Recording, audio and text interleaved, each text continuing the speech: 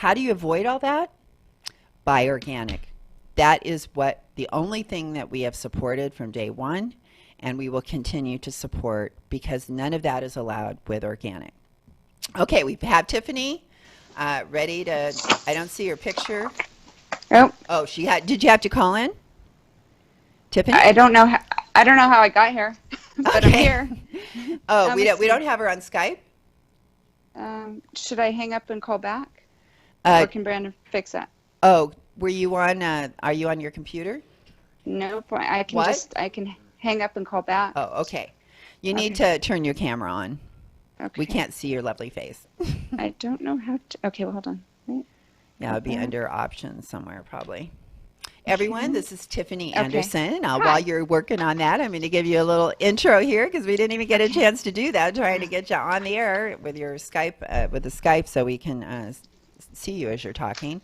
And everyone, you can tune into KCAA radio.com and you can watch Tiffany and I have this conversation, hopefully, if she finds the video. If I you need yeah, if you need Blake to help you with that, he'll be glad to talk you through. Oh, you don't know? You don't know either. Okay. oh, okay. Let me just call back. How about that? Yeah, go ahead and Okay. call us back, and then we'll also bring in Andrew.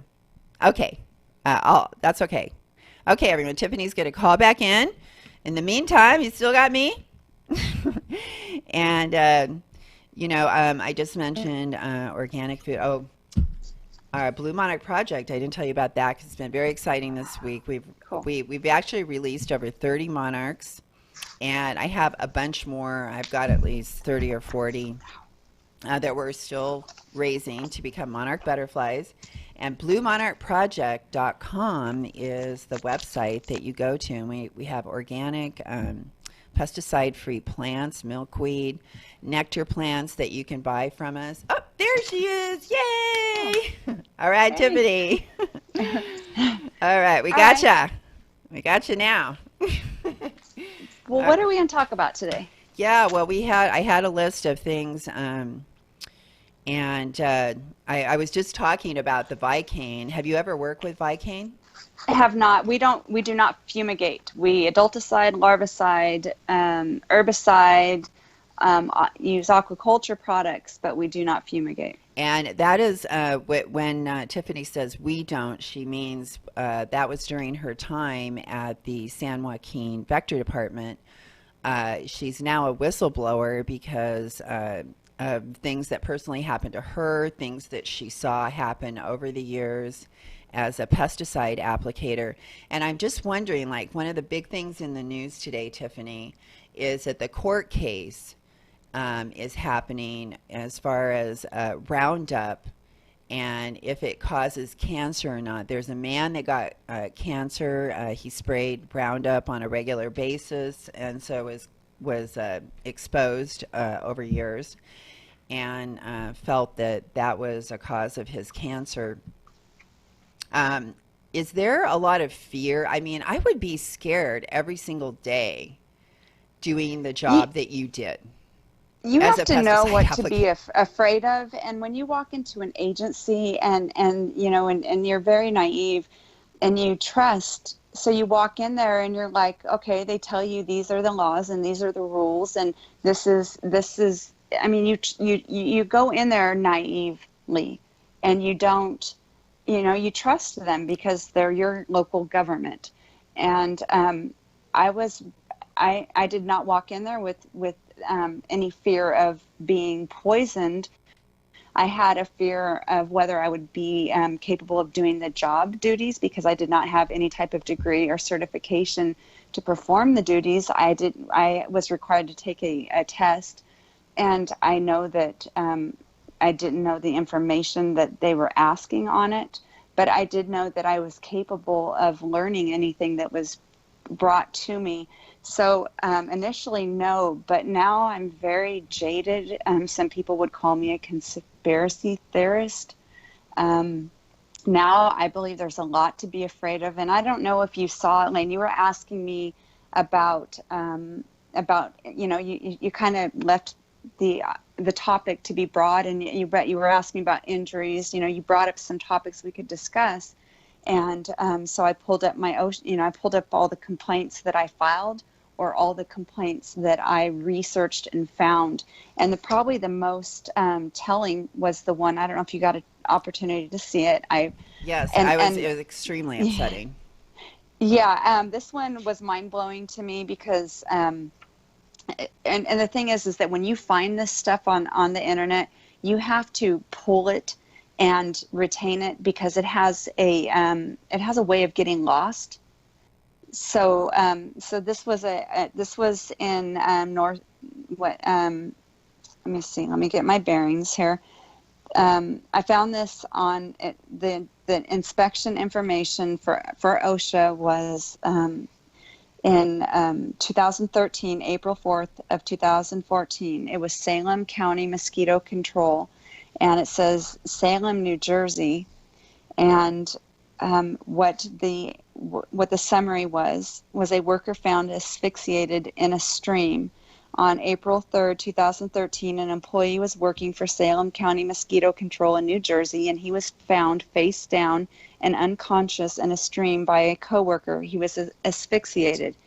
Then it says inspection 1, and then degree of fatality, nature asphyxiation, occupation not reported. And that's very telling of my job title. I was labeled, and the pesticide applicators are not labeled with the state of California as pesticide applicators. They are reported as Tech 1s. So Tech 1 does not really say a lot about the job description. Like if I go to the doctor and they say, well, what's your job duty? I'm a Tech 1. Well, Tech 1 could be a computer operator. Tech 1 could be anything. That's very, very vague. And I actually spoke to a resident who is in the process of, he just finished school, medical school, and there was absolutely no training on pesticides whatsoever in medical school. So they have no training to detect even a pesticide poisoning case. Sure. Well, the one thing that they should know are the laws that govern pesticides, because California, they have written very stringent laws. They're just not applied. So the purpose of these laws are I guess, only for bureaucracy, to generate revenue, not actually to protect people, but just to generate revenue. So I did find some things. So our workers' comp attorneys are the same entity that governs our sexual harassment and our risk management. So the people who handle our negotiations and our these attorneys that handle the sexual harassment, they also handle our workers' comp. That is so wrong. That is so wrong, Tiffany. How intimidating is that? Well, this is what happened to me. So it's called Bickmore Risk Services, IRMA. They're called Acclimation Insurance Management. And so our manager had told us in a meeting, he had given us a whistleblower hotline, and he said, if you ever have a complaint about me, he said, you call this hotline. And so I did call that hotline, and it went directly to him. And his attorney, Chris Ely, called me up, and I was injured. I was off on a knee surgery, and so I had had a knee injury that was induced by them telling me I wasn't working hard enough or fast enough or quick enough, and I tore my meniscus. And I was out waiting for surgery, and I told the manager, I said, I'm not coming back here until I have somebody to represent me. And so I took that whistleblower hotline that he had given me, that notification he handed to all the employees, and I called the hotline. And so then I get a call from him telling me that he can provide 30 days of work for me. And he created a job for me where I sat at an office and I actually hand wrote some information that was already written on something that was typed. So he created a job for me. He had his attorney come in, Chris Ely, and Chris Ely came in and tried to do the whistleblower investigation.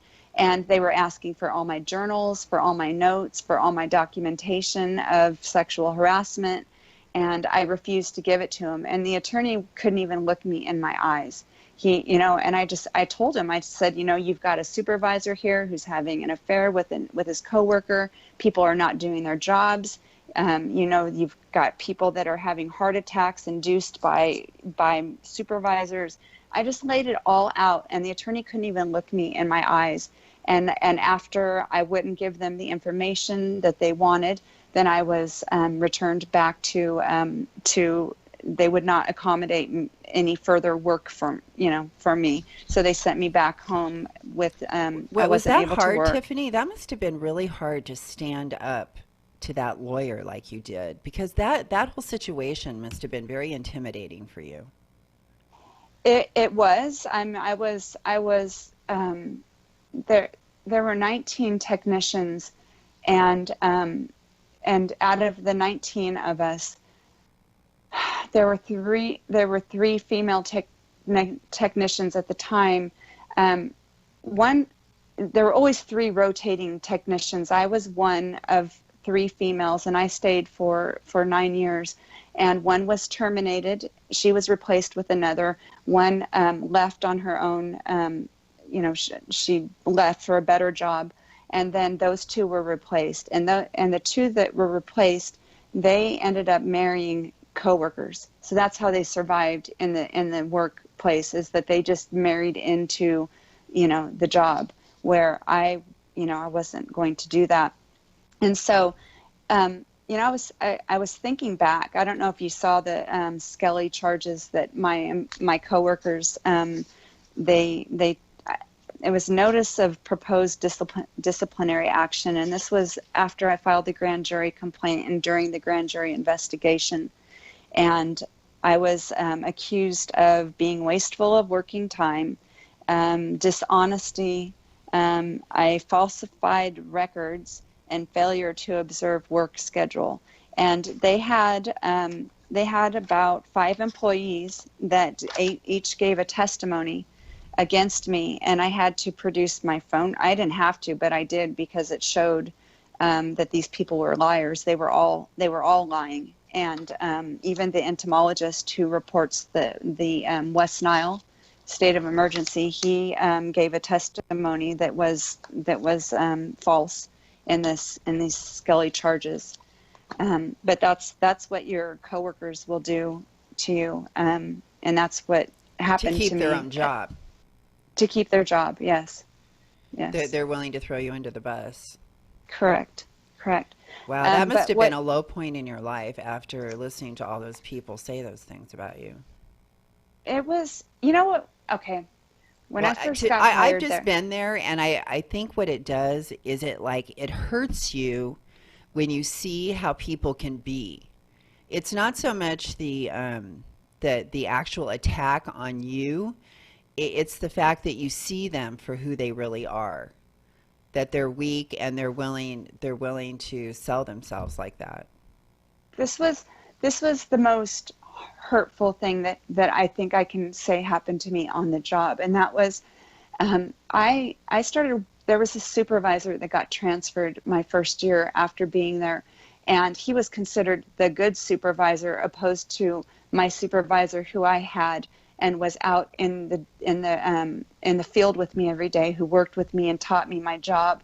But this other supervisor, the one who talked about bestiality, anal sex, oral sex, he sat there and he would do that on a daily basis, and he would make employees cry, and he would talk about their personal life, and just and so I walked out, and I started taking my breaks in the bathroom, and I started taking my breaks out in my car, and I just removed myself from that environment. And then I became a bigger target because I wasn't like the other people. But a group of my coworkers came, I was declared as a Christian. I declared myself as a Christian. And so I'd removed myself, and a group of guys came with me, and they started praying with me. And me and this group of guys, Scott, Tom, Brian, we all would pray in our every day, and I made little cards with all of the employees' names on them, and we would pray for all of our coworkers every day. And what happened was two of my I called them my brothers in Christ. They after time and through after like 5 years of employment, they were promoted as my supervisors, and at this point, I was a whistleblower in the workplace, and so one of them was forced to try. They were going to use him to fire me, and he didn't know that I filed a sexual harassment complaint against the other supervisor, and they made him. They pulled us into an office one day, and it was the manager, the assistant manager, and now my supervisor, and the manager and the assistant manager had me, in this room, and they were forcing the supervisor, and they started talking about my attendance, and they just started talking about my work history. And this guy, he was my prayer partner, he was my friend, and I jumped up. I mean, I could see him. He was like, his arms were crossed. He'd just been promoted as supervisor. He was getting assistant supervisor. He was at assistant supervisor status. He wasn't even getting paid as a supervisor. He hadn't even been trained as a supervisor, and he didn't have an assistant, so he was already a person short without the knowledge, and he was sitting there, and you could hear him just breathing so heavy, like, oh my gosh, we're both going to lose our job. We're both going to lose our job. And at that moment, I stood up. That's when I called the whistleblower hotline. But I stood up, and I said, I told them everything that they had done that was illegal, and they sat there with their mouths open. And I said, and I'm not returning here until I come back with somebody to protect my interests, because at that point, I just thought it was evil. You don't take a person and make them change their conviction. When my friend and I used to pray together, and now they're going to use that person. It's like they purposely promoted him and then put him in that position because, like you said, it was like he didn't have an assistant, he didn't have the training, he just like was thrown in that position. It's almost like they used that to get him. Absolutely. In fact, this was something that I really wanted to address, because I had told you that all we had to do was look pretty as technicians, but see, that was just half true, because the other half is the technicians, the ones who actually have to do their job, the ones that aren't sleeping with somebody to get to maintain their position, or the ones that aren't lying and backstabbing to keep their positions. They have to do all the work of the ones that aren't having to do their job, and so they have to work double time. They have to work twice or triple as hard. And what our manager was able to do during this time, this is what happened. I had a supervisor, the one that died, and he had been in like a 20-year war with them using union negotiations. And what they did was they drove out our union in 2009 and 2010, and they were able to this gave them the upper hand on the technicians. We no longer had any protections at all in the workplace. They removed them all. And they did that by, and this has been a pattern all across the United States, Tiffany. I mean, you bring absolutely. a really important point, and just hearing your story, I'm believing that this is a story of many other workers across this country, not just Vector department workers, but many other workers that have been kind of left. And when you out there unprotected, and when you work for the government, I feel like it's even a stronger hold that they have on you because you're working for a government agency. You know what? I mean, I do believe that I'm not really sure politically where you stand, but I've been thinking about this for a long time, and we have had attorneys as presidents for like 10 years, and they have been able to make laws that go against us and benefit them, and you're absolutely right. Well, the new bill that they just passed, the farm bill, They're actually going to make it so, like, when cities pass laws that they don't want to have pesticide use in their city, they're going to make it illegal for cities, states, counties to pass any anti-pesticide laws whatsoever. And this is like really scary. They're forcing all of this stuff down people's throat. They're forcing us into these positions where we can't even get away anymore by passing these laws. Do you know why California? Do you know why they're taking California? This is why they're taking California, because California is a huge agriculture state, and it provides so much food for the whole country. And I keep hearing people say, give California away, and all I can think of is, you are giving your food away. That's all good. So tell us, I was asking you, we only have a couple of minutes left. Yeah. Okay. But as a pesticide applicator, are there places that you guys spray where people are going to be coming to not long after that, or places where people frequent? And Elaine, they spray everywhere. They spray by plane. I mean, Sac-Yolo and San Joaquin County have an agreement. They fly the borders. There's not anywhere when you say pesticide free or organic, there is no such thing, because we don't control our airspace. I know the drift is to like coming on the organic, but at least they're not applying it there. So. Right. No. And it is testing. It tests like somewhere between 99%. But you're pointing out one of the most important things is the aerial spraying, to me, is like some of the worst. We don't have a choice. We don't even have a choice in the matter, because it's being done whether we want it or not.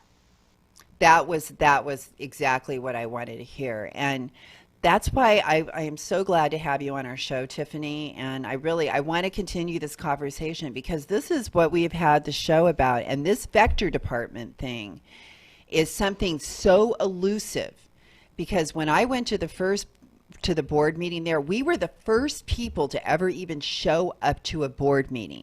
So that is telling me. Elaine, I want to go ahead. tell you something. Okay, Channel 10 came into our vector control, and they did they went in there because the board members had given themselves health care, and I had filed the whistleblower complaint, and there was, there were findings from the grand jury. Channel 10, you can't find the footage. Look for the footage where Channel 10 went into our vector control district and I'm going to call Channel 10, and I'm going to ask them about that footage. What was the date? I'll pull it. Yeah, up. Find me the date, and we'll see if we can have that footage for our next show. I'm going to see if I can get that from them. It's disappeared. Anything that steps into those board meetings has a tendency we have to worry disappear. about our internet I've found things that have disappeared, and they're hiding stuff on the internet as well. And that's why the library is actually, I'm starting to think, I'm going to start going back to the library. Because that was they're not lying over there like they are with the internet. Well, that's why I pulled all those documents off, and I haven't gotten rid of them. Well, you've done some really smart things, and I'm every single week I just see how brave you are and all the stuff that you've had to go through. And thank you for sharing all this with us, Tiffany, because it's so eye-opening. This is what we have to face. We are all being sprayed, and we cannot get away from it unless we start standing up and using our voices and fighting. And please support organic farmers, people, and buy local, buy from local farmers. Go to bluemonarchproject.com. Support our effort to bring the monarch butterflies back and educate people on how to not use. KCAA Loma Linda, 1050 AM, 106.5 FM, and now 102.3 FM.